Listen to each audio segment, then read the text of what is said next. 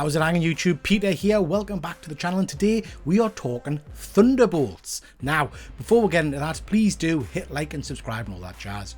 Thunderbolts first appeared way back when in the Incredible Hulk book, and it's a phenomenal comic book series. Lots of twists and turns in that first run of the book, but we get introduced to some great characters. It's been very popular, and there have been a number of iterations of the comic book over the years.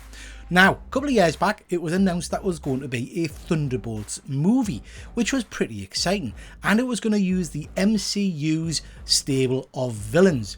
The cast list was announced, and there were some pretty big players in there. It all looked very, very exciting, although quite different from the comic book version. As part of the cast names, Steven Yeun came up. You'll recognise him from The Walking Dead, and he's also the voice of Invincible. He's an incredibly talented actor. So this was quite exciting, although at the time we weren't told what part he would be playing. Now, in a recent interview, Robert Kirkman dropped a bit of a bollock, and he basically told us that Steven had been cast and had been for a costume fitting for none other than the SENTRY.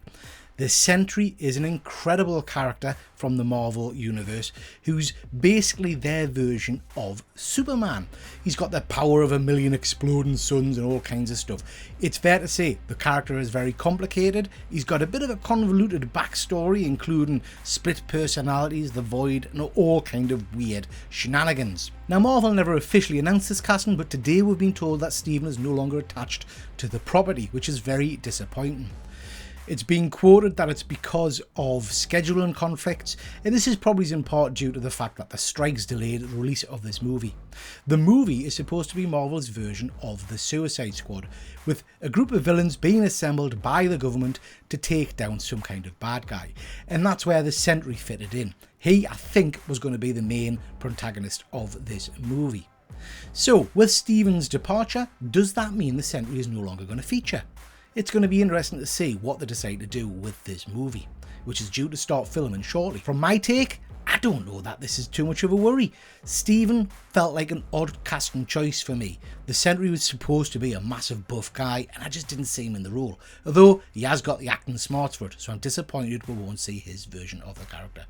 What do you guys think? Let us know in the comments. Do you think they should recast, or should we leave this character alone? Please remember, any money raised in the channel goes to mental health charities. That's your whack, and we'll catch you next time. Take care.